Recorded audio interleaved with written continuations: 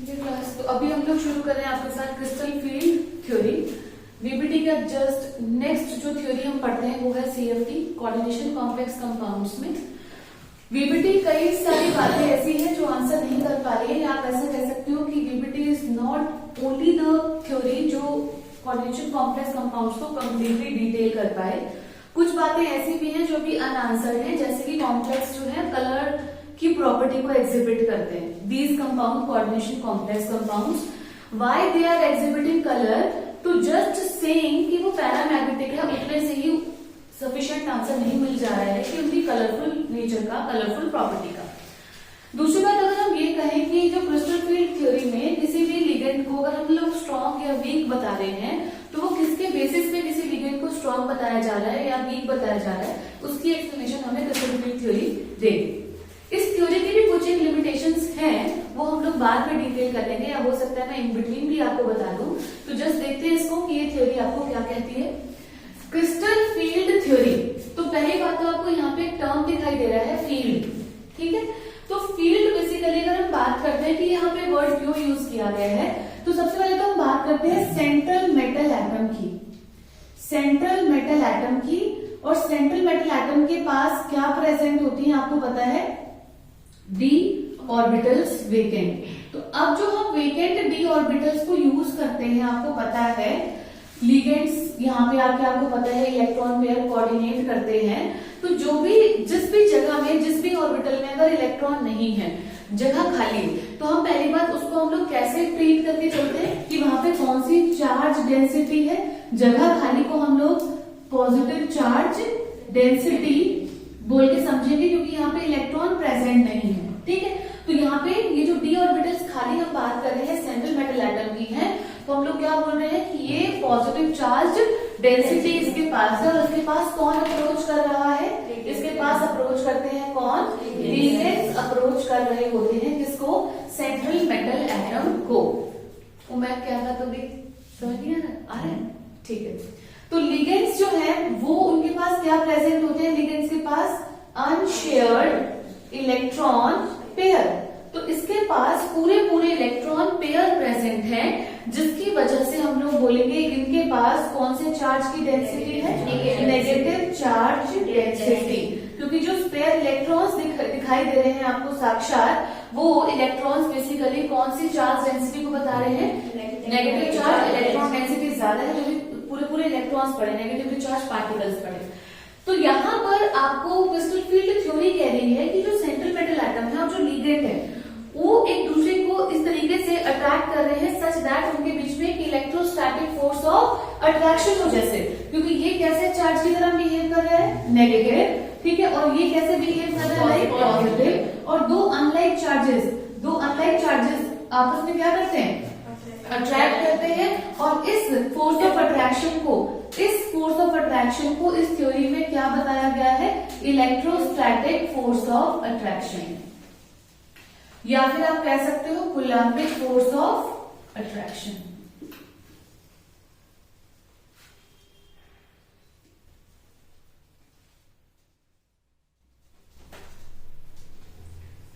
ठीक है, तो यहाँ पे जो लिगेंड्स अप्रोच कर रहे हैं सेंट्रल मेटल एटम को, तो ऐसा अट्रैक्शन इसलिए है, लिगेंड्स का इनकमिंग होना, लिगेंड्स का अप्रोच करना सेंट्रल मेटल एटम को, वो इस वजह से हो रहा है क्योंकि यहाँ पे ऑर्बिटल्स खाली है, जिसको हम लोग ट्रीट कर रहे हैं कैसे, पॉजिटिव चार्ज डेंसिटी के टर्म्स में खाली जगह है, और लिगेंड्स अप्रोच कर रहे हैं सेंट्रल मेटल एटम को। इनके पास अनशेयर्ड इलेक्ट्रॉन पेयर है, यानी कि इलेक्ट्रॉन डेंसिटी ज्यादा है, नेगेटिव चार्ज डेंसिटी ज्यादा है, due to which they are attracting each other due to some force of attraction. That force of attraction is known as either electrostatic और we can say coulombic force of attraction, ठीक है। पहले तो बेटा जो हमारे यहाँ डी ऑर्बिटल्स हैं, आप जानते हो वो डी ऑर्बिटल सबको पता है कौन कौन सी है, D X Y, D Y Z, D Z X, D X square, Y square, और हम बात करते हैं डी जेड स्क्वायर। और अगर मैं ऐसा लिख रही हूं इनको, इसका मतलब क्या है, these D orbitals are degenerate. Degenerate D orbitals का मतलब है कि जब तक लिगेंड्स ने अप्रोच नहीं किया है सेंट्रल मेटल एटम की को, तब हम लोग बोल रहे हैं उसके पहले कि डी ऑर्बिटल्स डीजेनरेट है। कहने का मतलब लेकिन जब लिगेंड्स अप्रोच करते हैं सेंट्रल मेटल एटम को, तो ये जो डीजेनरेसी दिख रही है, डी ऑर्बिटल्स आपको सारी बराबर एनर्जीज की दिख रही है, तब ऐसा नहीं होगा, तब ये स्प्लिट कर जाती है, क्योंकि लिगेंड्स के अप्रोच करने से डीजेनरेसी डिस्टर्ब हो जाती है और ये जो डी ऑर्बिटल्स है फर्दर 2 फ्रेगमेंट्स में ब्रेक हो जाती हैं। अब अगर हम बात करें, ये जो पहला पार्ट है हमारा dxy, dyz और dzx, ये एक फ्रेगमेंट होता है, और ये जो हमारा जो 2 पार्ट्स में टूट रही है, 2 फ्रेगमेंट्स में डिवाइड हो जा रही है, डी ऑर्बिटल्स जब लिगेंड अप्रोच करता है तो इन फ्रेगमेंट्स को अलग अलग हम एक टर्म दे देंगे। ये आपका जो पूरा का पूरा डी ऑर्बिटल्स का जो ट्रिपलेट है, जो ट्रायो है, इसको हम लोग T2G बोलेंगे, और ये जो हमारे 2 डी ऑर्बिटल्स का पेयर है, इसको हम लोग क्या बोलते हैं, Eg। ठीक है, तो जब बेटा लिगेंड अप्रोच करता है सेंट्रल मेटल एटम को, तो ये जो डी ऑर्बिटल्स हैं वो 2 फ्रेगमेंट्स में टूट जाती हैं, और वो जो 2 फ्रेगमेंट्स हैं, एक मैंने लिखा है T2G और दूसरा फ्रेगमेंट क्या है, Eg। तो T2G खुद में ही बता रहा है 3 डी ऑर्बिटल dxy, dyz और dzx, और जो Eg फ्रेगमेंट है वो कंसिस्ट करता है 2 डी ऑर्बिटल से, dx2, y2 and another one is dz2। Now यहाँ पे जो डिफरेंस आ रहा है, यानी कि ये 2 डिपार्टिंग फ्रेगमेंट्स में टूट रही हैं, तो डेफिनेटली यहाँ पर एनर्जी का क्या होगा, एनर्जी का डिफरेंस होगा बिटवीन दीज 2। तो यानी कि इन दोनों के बीच में जो एनर्जी डिफरेंस आ रहा है due to the approach of ligands towards the central metal atom, हम लोग बोलते हैं कि यहाँ पे जो 2 स्प्लिट हो जा रही है डी ऑर्बिटल्स 2 फ्रेगमेंट्स में, इसको हम लोग इस एनर्जी डिफरेंस को क्या नाम देते हैं, यहाँ पे टर्म यूज करते हैं क्रिस्टल फील्ड स्प्लिटिंग एनर्जी। कौन सी एनर्जी है ये, crystal field splitting energy. Short form में इसको हम लिखते हैं CFSE और सिंपल यूज करते हैं डेल। ठीक है, डेल्टा बोले तो डिफरेंस। ठीक है, अब ये जो क्रिस्टल फील्ड स्प्लिटिंग एनर्जी है, ये तब हम लोग पढ़ रहे हैं जब लिगेंड अप्रोच कर रहा है किसको, सेंट्रल मेटल एटम को। तो जो सेंट्रल मेटल एटम की डी ऑर्बिटल्स की जो डिजेनरेसी है, यानी कि जो इक्वल एनर्जीज हैं, वो अब क्या हो जा रही है, 2 फ्रेगमेंट्स में डिवाइड हो जा रही है, यानी कि एनर्जी का डिफरेंस आ जा रहा है। एनर्जी का डिफरेंस क्यों आता होगा, इसका मतलब ये है कि कुछ डी ऑर्बिटल्स क्या हो रही हैं, लिगेंड्स की अप्रोच से रिपेल हो रही हैं, यानी कि तभी तो वो आपस में क्या हो जा रही है, अलग अलग हो जा रही है। तो जिन डी ऑर्बिटल्स को ज्यादा रिपल्शन महसूस होगा उनकी एनर्जी हाइयर रहेगी, और जिसको रिपल्शन कम महसूस होगा या कम रिपल्शन लगेगा तो उनकी एनर्जी कम रह जाएगी, लो एनर्जी रह जाएगी। So the d orbitals which are strongly repelled by the incoming ligand will have more energy, and the d orbitals which are जो लेस रिपेल्ड है, जिनको रिपल्शन कम फील हो रहा है अप्रोचिंग लिगेंड से, तो उसकी एनर्जी कम होगी। अगर आपको ये जो केस दिख रहा है, ऐसा लग रहा होगा कि जो T2G है, यानी कि dxy, dyz, dzx, इन डी ऑर्बिटल्स को ज्यादा रिपल्शन महसूस हुआ है, तभी ये हायर एनर्जी साइड में है, और Eg फ्रेगमेंट में यानी कि आपका जो dx2, y2 और जो dzx2 उनकी एनर्जी कम है, क्योंकि उनको कम रिपल्शन फील हुआ है किससे, लिगेंड से। समझ में आती है अपनी बात। अब मैंने एक जनरल सा केस आपको बताया, अभी मैं किसी पर्टिकुलर केस में नहीं जा रही हूँ कि कॉम्प्लेक्स ऑक्टाहेड्रल है या टेट्राहेड्रल है। सिंपल बात है वो भी कि जब ऑक्टाहेड्रल कॉम्प्लेक्स होगा, यानी कि 6 लिगेंड अप्रोच करेंगे, 4 एक प्लेन में अप्रोच करेंगे, एक लिगेंड ऊपर से और एक लिगेंड नीचे से अप्रोच करेगा किसको, सेंट्रल मेटल एटम को।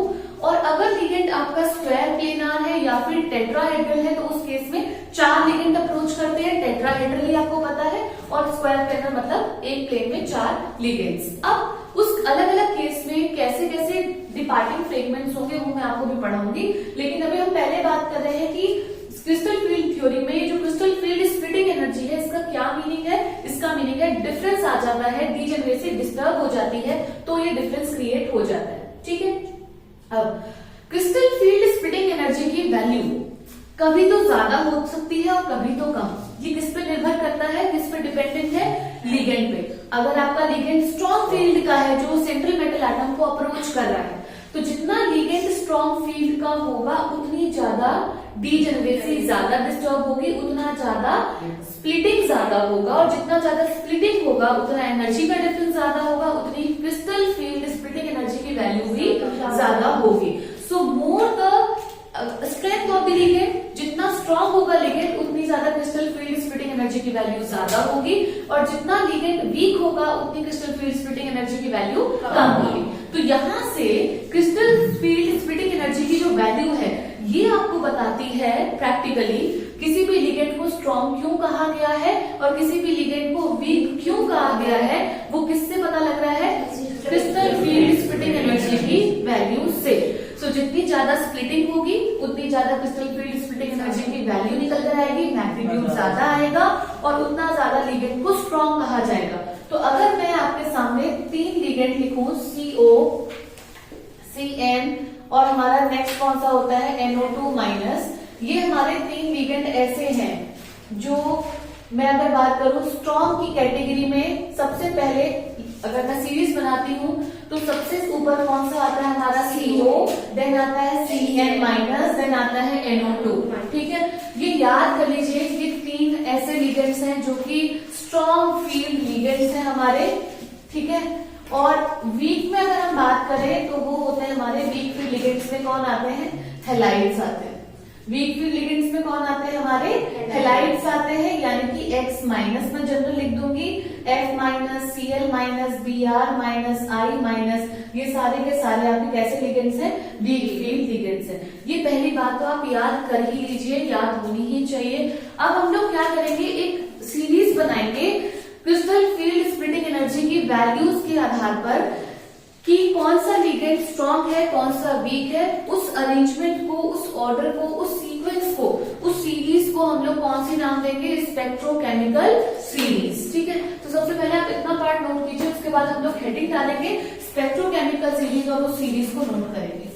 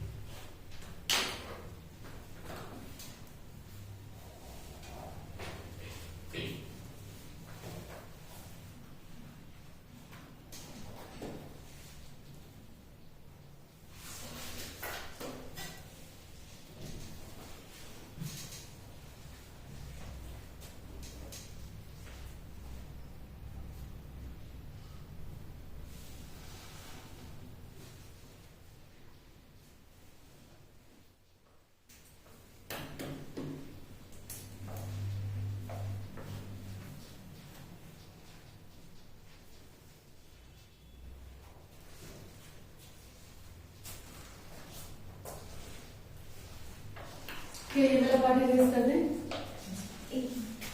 ऊपर वाला।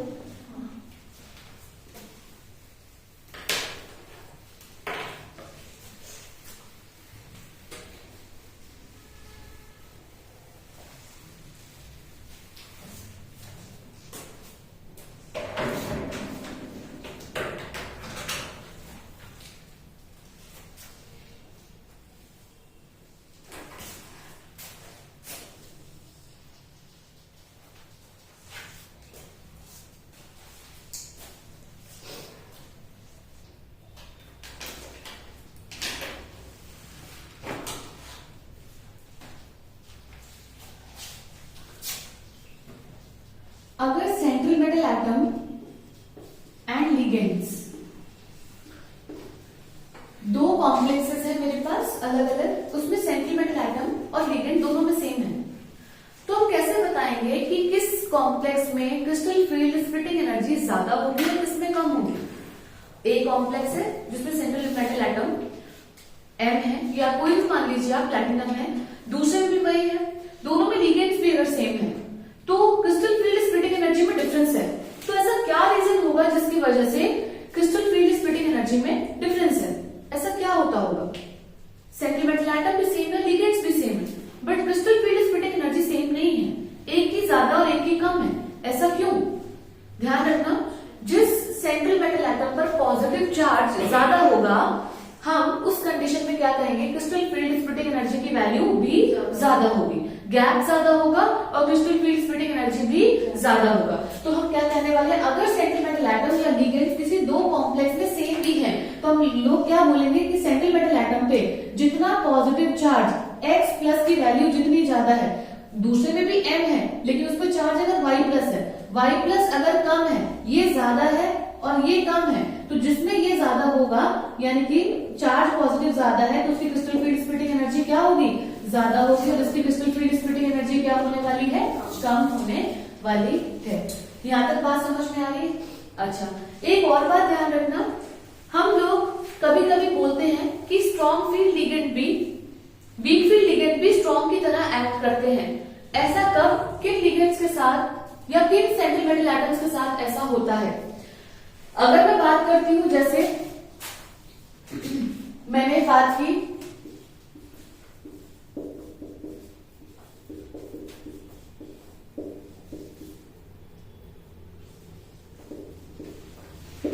ठीक है, लिगेंड सेम है मान लीजिए, ठीक है, अब वो कभी कोबाल्ट के साथ बना रहा है कॉम्प्लेक्स या कभी रोडियम के साथ बना रहा है। वही लिगेंड अगर मैं बात करूं, कभी निकल के साथ बना रहा है या कभी प्लैटिनम के साथ बना रहा है या कभी कॉपर के साथ बना रहा है या कभी गोल्ड के साथ बना रहा है, वीक फील्ड लिगेंड है, मान लीजिए Cl-, तो क्या होता है? जैसे हम लोग बात करते हैं सेंट्रल मेटल एटम की, तो जैसे आप लोग टॉप टू बॉटम आते हैं इस सीरीज में 3D to 4D या 4D to 5D सीरीज में आते हैं, तो वीक फील्ड लिगेंड भी स्ट्रॉन्ग की तरह एक्ट करता है। कहने का मतलब है क्रिस्टल फील्ड स्प्लिटिंग एनर्जी की वैल्यू को बढ़ा देता है। ऑल्दो वो वीक फील्ड है लेकिन ये कभी कभी ऑल्सो डिपेंडेंट हो जाती है क्रिस्टल फील्ड स्प्लिटिंग एनर्जी की वैल्यू किस पर? सेंट्रल मेटल एटम पर भी ये बात डिपेंडेंट हो जाती है कि जैसे जैसे आप टॉप टू बॉटम आ रहे हैं तो इनके साथ क्या होता है? Weak field ligand act as strong field ligand. कैसे पता लगता है कि स्ट्रॉन्ग फील्ड लिगेंड की तरह एक्ट कर रहा है? Because crystal field splitting energy क्या हो जाती है? इनके साथ बढ़ जाती है। चाहे वो वीक फील्ड का लिगेंड होता है, हैलाइड ही है, लेकिन इनके साथ कुछ ऐसा वेरिएशन शो होता है, तो आप इन दो बातों को भी नोट कीजिए, ठीक है।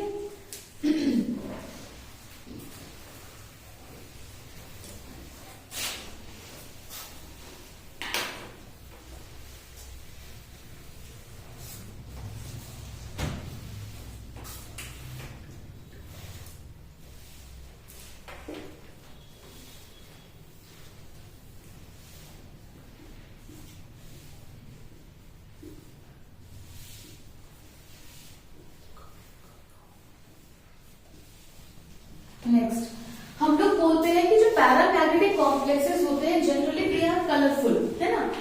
तो उनको हम कलरफुल क्यों बता रहे हैं? ऐसा क्या होता है कि वो कलरफुल प्रॉपर्टी क्यों एग्जिबिट कर रहे हैं कि वो कॉम्प्लेक्स अगर अनपेयर्ड इलेक्ट्रॉन प्रेजेंट है तो कलर्ड नेचर उनका क्यों है? एक्चुअल में वो इस वजह से है कि जब डी ऑर्बिटल्स की जो डीजेनरेसी है वो डिस्टर्ब हो रही है, यानी कि एनर्जी का डिफरेंस आ रहा है बिटवीन T2G एंड EG, यानी कि दो फ्रेगमेंट्स में वो डिपार्टिंग फ्रेगमेंट्स में डी ऑर्बिटल्स टूट जा रही है या स्प्लिट हो जा रही है, तो वहां पे एनर्जी का जो डिफरेंस आ रहा है वो हम लोग क्या लिख रहे हैं, डेल्टा ई लेट से एनर्जी डिफरेंस। और अगर कोई इलेक्ट्रॉन अनपेयर्ड है तो वो क्या करेगा, लोअर एनर्जी से, अनपेयर्ड की बात कर रहे हैं, अनपेयर्ड इलेक्ट्रॉन क्या करता है, ट्रांजिशन करता है from low energy level to high energy level, but high energy level पे वो स्टेबल नहीं होता है और within nano seconds, micro seconds वो वापस आ जाता है। और क्योंकि वहां पे वो डिस्टेबलाइज्ड होता है हाई एनर्जी स्टेट में, तो इलेक्ट्रॉन हाई एनर्जी लेवल से वो वापस लो एनर्जी स्टेट में वापस आ जाता है। अब ऐसा क्यों होगा, कैसे होगा कि जब इलेक्ट्रॉन हाई एनर्जी स्टेट से लो एनर्जी स्टेट में आएगा तो कुछ एनर्जी क्या करेगा, रिलीज करेगा, और वो एनर्जी रिलीज करेगा किस फॉर्म में, इलेक्ट्रोमैग्नेटिक रेडिएशन की फॉर्म में एनर्जी को उसने रिलीज किया, रेडिएट किया। और उस एनर्जी को जो उसने रिलीज किया इलेक्ट्रॉन ने अपनी हाई एनर्जी स्टेट से लो एनर्जी स्टेट में आने के लिए, तो वो जो एनर्जी उसने रिलीज की होगी वो रेडिएशन के फॉर्म में करी है, और उस रेडिएशन को की जो वेवलेंथ होगी वो किस में बिलोंग करेगी, किस में लाई करेगी, वो विजिबल स्पेक्ट्रम में लाई करेगी। तो जितना ज्यादा डेल्टा ई होगा, मैंने क्या कहा, डेल्टा ई ज्यादा कब होगा, जब आपका लिगेंड कैसा होगा, स्ट्रॉन्ग फ्री लिगेंड होगा, ठीक है। और जो एनर्जी का डिफरेंस है डेल्टा ई वो किसके बराबर होता है, एच न्यू के, यानी कि एच न्यू बोले तो एच सी बाय लैम्डा। तो बेटा अगर डेल्टा ई ज्यादा है, स्ट्रॉन्ग फ्री लिगेंड के केस की बात कर रहे हैं, तो लैम्डा ऑटोमेटिकली क्या होगा, कम होगा, लैम्डा क्या होगा, कम होगा। इसका मतलब कि जब स्ट्रॉन्ग फ्री लिगेंड होता है, अप्रोच करता है सेंट्रल मेटल एटम को, तो हम डेल्टा ई एनर्जी डिफरेंस क्या कहते हैं, ज्यादा होगा। ये ज्यादा होगा तो लैम्डा कम होगा, तो जो कलर अपीयर हो रहा है वो विजिबल ज्यादा नहीं हो पाएगा, तो विजिबिलिटी क्या होगी, कलर की कम होगी, विजिबल कम होगा। लेकिन अगर इसका मैं काउंटर केस बात करूं, वो क्या, अगर आपका जो लिगेंड अप्रोच कर रहा है लेट से वो वीक फील्ड लिगेंड है, वीक फील्ड लिगेंड है, तो डेल्टा ई क्या होगा, कम होगा। अभी तो बताया था आपको कि वीक फील्ड लिगेंड जब अप्रोच करते हैं सेंट्रल मेटल एटम को, तो डी ऑर्बिटल्स की जो स्प्लिटिंग है वो क्या हो पाती है, कम हो पाती है। तो यानी कि डेल्टा ई अगर कम होगा तो एच सी बाय लैम्डा से जो लैम्डा होगा वो क्या होगा, ज्यादा होगा। तो in case of week field ligand lambda ज्यादा होने की वजह से, तो जो वहां पे रेडिएशन एमिट हो रही है, जो इलेक्ट्रॉन के डी टू डी ट्रांजिशन होने की वजह से हो रही है, तो उसकी जो विजिबिलिटी होगी वो क्या होगी, इस बार ज्यादा होगी। इन बात को, ये जो दोनों बातें मैंने आपको बताई हैं, इसको अगर मैं कंपाइल करूं और कहूं कि कॉम्प्लेक्सेस पैरामैग्नेटिक जब होते हैं तो कलर क्यों अपीयर होता है, तो जो अनपेयर्ड इलेक्ट्रॉन्स हैं बेसिकली वो क्या करते हैं, डी टू डी ट्रांजिशन करते हैं, T2G to EG या EG to T2G, due to which जो आप देख पा रहे हो जो एनर्जी डिफरेंस है उसकी वजह से आप देख पा रहे हो लैम्डा, कभी तो विजिबिलिटी उसकी ज्यादा होगी जब लैम्डा ज्यादा होगा, लैम्डा ज्यादा कब होगा जब डेल्टा ई कम होगा, डेल्टा ई कम कब होगा जब आपका लिगेंड जो है वो वीक फील्ड का होगा, स्ट्रॉन्ग फील्ड का होगा तो उतना ज्यादा क्रिस्टल फील्ड स्प्लिटिंग एनर्जी ज्यादा होगी, गैपिंग ज्यादा होगी, गैपिंग ज्यादा होने पे डेल्टा ई ज्यादा होगा, डेल्टा ई ज्यादा होने से लैम्डा कम हो रहा है, तो वो जो कलर है उसकी विजिबिलिटी उतनी नहीं होगी जितनी नीचे वाले केस में हो रही है या वीक फील्ड लिगेंड वाले केस में हो रही है। यहाँ तक बात समझ में आई। तो आज अभी तक हम लोगों ने दो बातों को सीखा है कि कोई भी कॉम्प्लेक्स अगर पैरामैग्नेटिक है तो वो कलर्ड प्रॉपर्टी क्यों एग्जिबिट करता है। सेकेंड बात अगर हम बात करें लिगेंड को स्ट्रॉन्ग या वीक किस बेसिस पे बोला गया है, वो बेसिस क्या है, क्रिस्टल फील्ड स्प्लिटिंग एनर्जी की वैल्यू ज्यादा होगी तो लिगेंड स्ट्रॉन्ग है, कम होगी तो लिगेंड वीक होगा। आप इतनी बात समझ गए हैं, यहाँ तक क्लियर है। तो यहाँ तक अभी हम बात करें, अब हम क्रिस्टल फील्ड थ्योरी को आगे लेकर चलेंगे जहाँ पे हम लोग ऑक्टाहेड्रल और आपके जो टेट्राहेड्रल के लिए किस तरीके से इलेक्ट्रॉन्स आप कॉन्फ़िगर करोगे। अब डी ऑर्बिटल से पहले करते थे, अब हम लोग सीखेंगे कहाँ जाएंगे इलेक्ट्रॉन्स की कॉन्फ़िगरेशन, T2G और EG के अंदर कॉन्फ़िगर करना सीखेंगे। तो आपको अलग अलग केसेस पढ़ने होते हैं, D1, D0, D2, D3 और आपको इलेक्ट्रॉनिक कॉन्फ़िगरेशन अब D तक ही सीमित नहीं रखना होगा। हम लोग कैसे कॉन्फ़िगर करेंगे इलेक्ट्रॉन्स को, T2G एंड EG। तो T2G में फिलिंग करोगे और साथ में किसमें करोगे फिलिंग, EG में फिलिंग करोगे। यहाँ तक बात समझ आ रही है।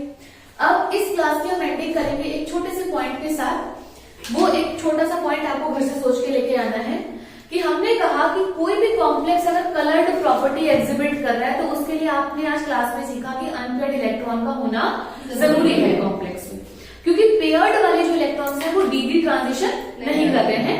डी टू डी ट्रांजिशन कौन से इलेक्ट्रॉन्स करते हैं, जो कि अनपेयर्ड होते हैं। अब अगर हम बात करते हैं, छोटा सा एक पॉइंट देके आज क्लास में छोड़ के जा रही हूँ, जो कि आप अगली क्लास में मुझे सोच के बताएंगे। KMnO4 जो है आपने सुना होगा कौन से कलर का होता है, ये पर्पल कलर का होता है। मैंगनीज जो है बेटा +7 ऑक्सीडेशन स्टेट में, और मैंगनीज +7 में अगर हम बात करें, मैंगनीज का जो कॉन्फ़िगरेशन अगर आपको ध्यान हो तो वो होता है 3d5 4s2। तो +7 के हिसाब से देखा जाए तो बेटा D में भी 0 है और 4s में भी 0 है। इसमें तो कोई भी अनपेयर्ड इलेक्ट्रॉन नहीं है, कोई भी अनपेयर्ड इलेक्ट्रॉन नहीं है, फिर भी ये पर्पल कलर का है। तो ऐसा क्या है, ये तो बात अभी जो हमने D टू D ट्रांजिशन वाली बात करी वो मैंगनीज के अंदर तो नहीं लग पा रही है। क्या मतलब है इसका। अगली बात एक और कहूं, K2Cr2O7 यहाँ पे क्रोमियम +6 में है। क्रोमियम +6 का अगर मैं आपको कॉन्फ़िगरेशन बताती हूँ, पहले तो क्रोमियम की बात करेंगे तो कितना होता है 3d5 4s1। तो बेटा क्रोमियम +6 के हिसाब से देखा जाए तो 3d 0 है, 4s भी 0 है। यहाँ पे भी कोई भी अनपेयर्ड इलेक्ट्रॉन नहीं है। बट K2Cr2O7 स्टिल आपको पता होगा ये तो ऑरेंज कलर का कंपाउंड होता है। और ये जो दो कंपाउंड है, पोटेशियम डाइक्रोमेट और पोटेशियम परमैंगनेट, ये वेल नोन ऑक्सीडाइजिंग एजेंट्स होते हैं जो हम ऑर्गेनिक केमिस्ट्री में बहुत अच्छे से पढ़ते हैं। और आपको पता भी होगा दोनों इनऑर्गेनिक कंपाउंड्स हैं और अच्छे ऑक्सीडाइजिंग एजेंट्स हैं। तो ये बात ऐसी है कि यहाँ पे अनपेयर्ड इलेक्ट्रॉन नहीं है, बट स्टिल ये कलर्ड है। कलर प्रॉपर्टी एग्जिबिट करेंगे, ऑरेंज है और ये पर्पल कलर का है।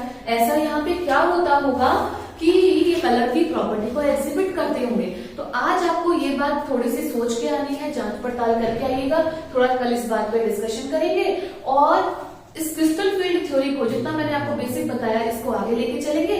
ऑक्टाहेड्रल कॉम्प्लेक्सेस के लिए और टेट्राहेड्रल कॉम्प्लेक्सेस के लिए अब आपको क्या सीखना है कल की क्लास में कि इलेक्ट्रॉन्स को एक्चुअल में फिल करना सीखना है, ना तो सिर्फ d ऑर्बिटल में। अब हम बातें करेंगे किसके टर्म्स में, T2g and Eg, where T2g consist of dxy dyz dzx और जो Eg है वो क्या है, dx2 y2 एंड dz2। इसमें तो D3s होता है ना, वो हाइब्रिडाइजेशन में और ऑक्सीजन के दो तो इसमें पेयर्ड हो जाएंगे और 2 अनपेयर्ड इलेक्ट्रॉन होंगे इसमें, इसकी D3s होता है। वही रीजन है, वही अनपेयर्ड इलेक्ट्रॉन्स आप रीजन बता रहे हैं। बोलते हैं उसको, मतलब कोई नाम नहीं होता है उसको, किसी और मेथड से बताते हैं, CFT से होता है। CFT से तो इसका आंसर नहीं आता है। क्या से आता है, जरा सोच के एक बार याद करके आइएगा। कल तो मैं इस पर डिटेलिंग डिस्कशन करूंगी आप लोग के साथ। ठीक है बच्चों, तो कल मिलते हैं आप लोग के साथ। CFT कल कंप्लीट हो जाएगी और उसके साथ ही साथ हम लोग कल की क्लास में आइसोमेरिज्म को भी शुरू करेंगे। तो आप लोग जो है कल छुट्टी कोई भी नहीं करेगा क्योंकि बहुत इंपॉर्टेंट टॉपिक है। आइसोमेरिज्म बहुत वेटेज भी है। Thank you.